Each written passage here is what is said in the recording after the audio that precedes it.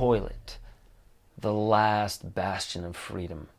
Future generations won't say, remember the Alamo. They're going to say, remember the bathroom. No cameras in there. Not in any business, except for fetish porn studios. And even they don't have the moxie to do what Stanford University is doing, and that's analyze your poop for a living. No, all the porn studios want to do is just put it in a cup and share it with their girlfriend. You saw that video too. I'm not the only weird one here. But seriously, Stanford wants to analyze the biometrics of Uranus as well. No, not the planet, the butthole, where, solids come out.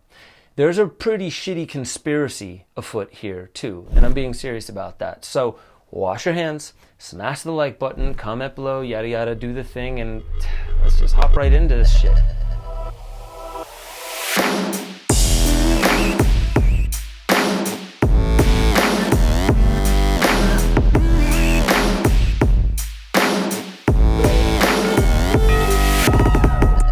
Welcome back to Waking Infinity News. I'm your host, Ben Joseph Stewart, and Stanford University has stooped to a new low.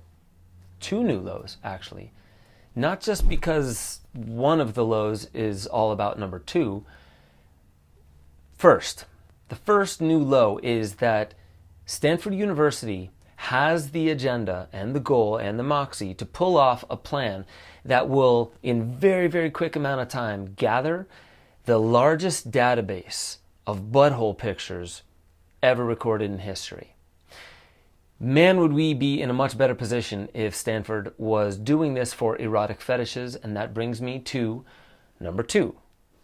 Not that number two, the number two low that Stanford is moving into, and that's really, sorry to say it, it's the prison planet that conspiracy theorists have been warning us about for years now.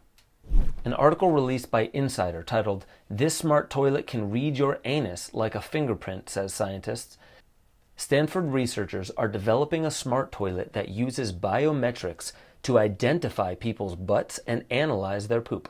The toilet is meant to detect a range of disease markers in stool and urine, including multiple types of cancer. The smart toilet uses multiple pressure and motion sensors to detect when somebody's about to use it and identifies them with biometrics. Yes, your butthole biometrics. The toilet then sends the data it collects to a cloud server. Stool samples are recorded on video and analyzed by algorithms that identify abnormal stool consistencies. Urine is analyzed by algorithms that monitor flow rate, stream time, and total volume. So far, the toilet has been tested on 21 participants. Stanford researchers also surveyed 300 prospective participants, and 52% said that they were at least somewhat comfortable with the idea. Oh, I bet they're going to make that toilet quite comfy. So comfy, in fact, that you want to spend hours a day just lounging there. All of this a ruse, so data aggregators can spend a lot of time staring into that mysterious abyss of your butthole, gathering biometric data and wondering, I wonder how much money's up there. I guess what I'm saying is what they're doing is, as I've told you with the Internet of Underwater Things, they're dumping tons and tons and tons of sensors into the ocean, plans to do it as time goes by, that speak in ways other than our Wi-Fi is speaking to our phones and things like that.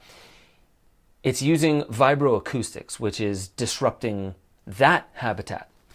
This is having a camera inside your toilet, analyzing your butthole the entire time, taking lots of pictures of it. You wish that they were just going to hold it ransom for later to try and get you to stop talking about COVID this and COVID that by saying, we'll release the pictures of your butthole. But no, that's not the problem here. If you listen to Alison McDowell, one thing that they're looking to do is something that even Imperial College London has started working on, and it's this thing called the nudge. It's tokenizing and gamifying right now in a very kind of cute manner to get you to have the apple instead of the slice of pizza. This is what Alison McDowell is pointing out, that this is also connected to the basis of eugenics, matching what kinds of food certain genetic types will eat, how much food, how many of them do we have in the world, and how much food do we need to produce of this kind for these different regions on the planet.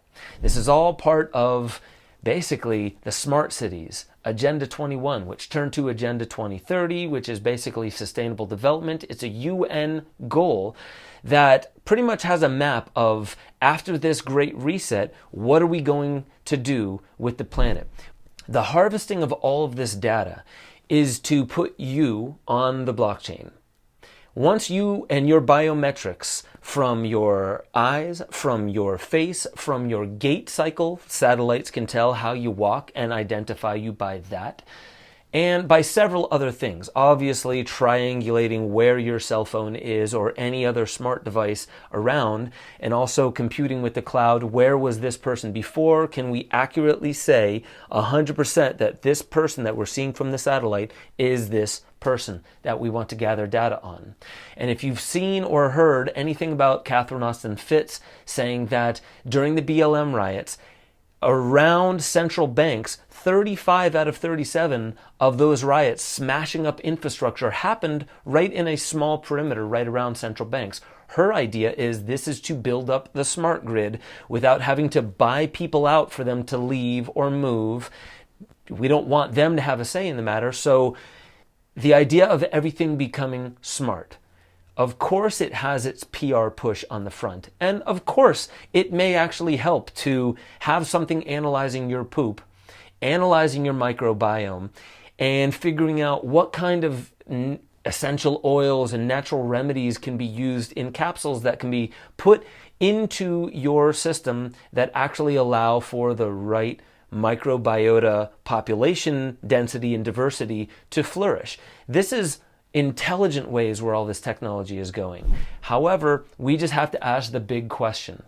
What is the underlying intention that we may not be told about having smart toilets, smart cities, smart houses, smart everything?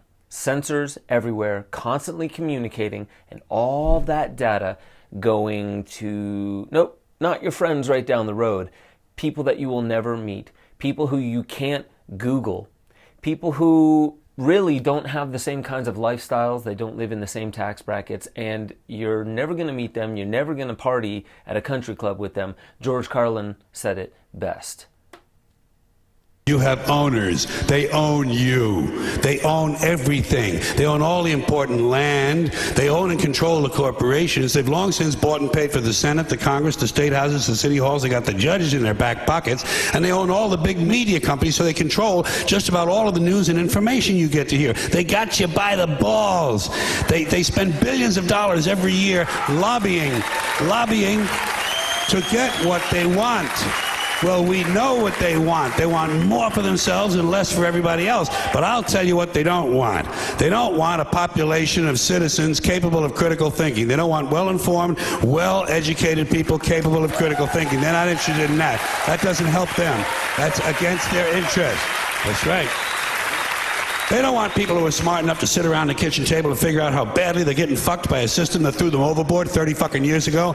They don't want that. You know what they want? They want obedient workers. Obedient workers. People who are just smart enough to run the machines and do the paperwork, and just dumb enough to passively accept all these increasingly shittier jobs with the lower pay, the longer hours, the reduced benefits, the end of overtime, and the vanishing pension that disappears the minute you go to collect it. And now they're coming for your Social Security money. They want your fucking retirement money. They want it back so they can give it to their criminal friends on Wall Street. And you know something? They'll get it. They'll get it all from you sooner or later, because they own this fucking place. It's a big club, and you ain't in it.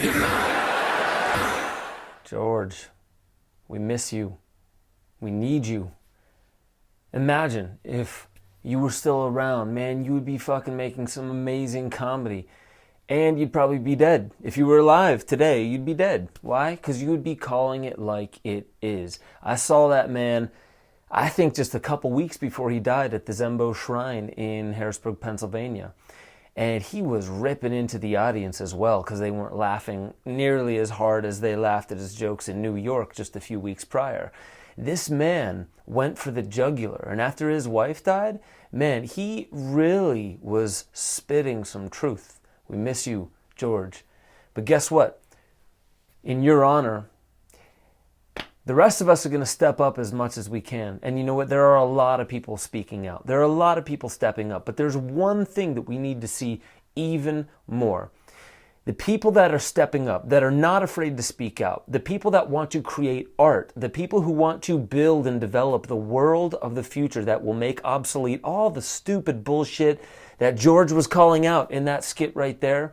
We need to step up. We need to have harmony. We need to not be scared of what's going to come back to bite us in the ass from the past, like Joe Rogan is experiencing right now, and like Dave Chappelle very pleasantly pointed out. We need all hands on deck. We need all creatives, all artists, all engineers, all social media whizzes, all coders, all developers that realize what's going on today is massive room for improvement. At the same time, there's massive room for this going in a direction that none of us actually want. If you think you're in that country club, think again. George Carlin, rich guy, very loved by the entire world. He wasn't in that club. You and I, we're not in that club. But guess what? That club does not actually own this world. That's the only thing I'll disagree with George Carlin on. That club does not own this world. And that club is constantly perplexed by the X factor of human existence and human consciousness. We will prevail. In a sense, we already are prevailing. We're seeing the writing on the wall, and yes, that bus is driving directly towards what is perceivably a cliff. So we're all imagining it's hopeless. There's no way we can stop before we get to that cliff. But the thing is when we open up to the possibilities, we may realize that we're growing wings. And by the time we hit that cliff, we have more time to grow these wings and to develop a practice that will actually cause for a future of prosperity that we could not have conceived of if we were trying to figure out how to slam the brakes hard enough to actually stop the bus before hitting the edge. That's all I'm going to say. Go over to benjosephstewart.com. You're going to enjoy what I'm starting to do with the deeper dives and all the exclusive content. Get involved in the Discord chat, and I will catch you all next time on Waking Infinity News.